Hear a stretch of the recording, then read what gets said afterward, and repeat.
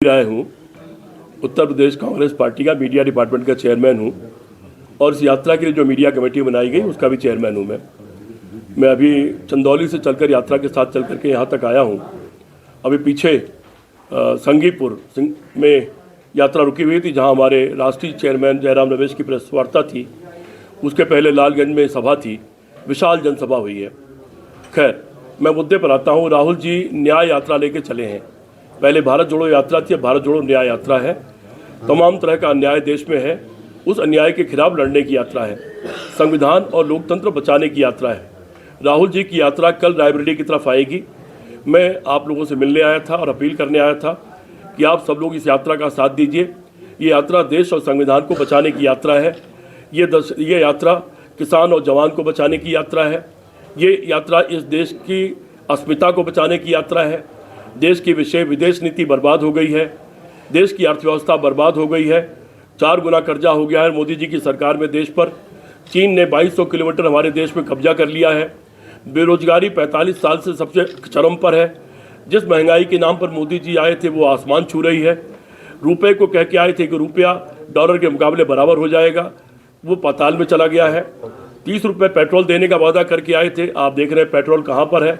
तो इन सारे मुद्दों को, विदेश नीति का हालत यह है कि हमारे अड़ोसी पड़ोसी सारे देशों से हमारे रिश्ते बिगड़ गए हैं और छोटे छोटे देश हमको आंख दिखा रहे हैं। तो क्या भारत इतना कमज़ोर था? जिस बांग्लादेश को हमने बनाया वो हमसे दूर होता जा रहा है।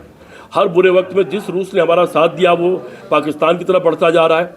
तो विदेश नीति हो, देश नीति हो, आर्थिक नीति हो, सामाजिक नीति हो, सुरक्षा नीति हो, रोजगार नीति हो, स्वास्थ्य की नीति हो, शिक्षा नीति हो, सारे ही फ्रंट पर यह सरकार पूरी तरह फेल हो गई है। सवाल हमारा आपका तो ही है, हमारे आने वाली पीढ़ियों का सवाल है। अगर आज जीडीपी का 85% देश पर कर्जा है। हमारा जब कोई बच्चा पैदा होता है करीब 1.5 लाख कर्जा लेके पैदा होता है।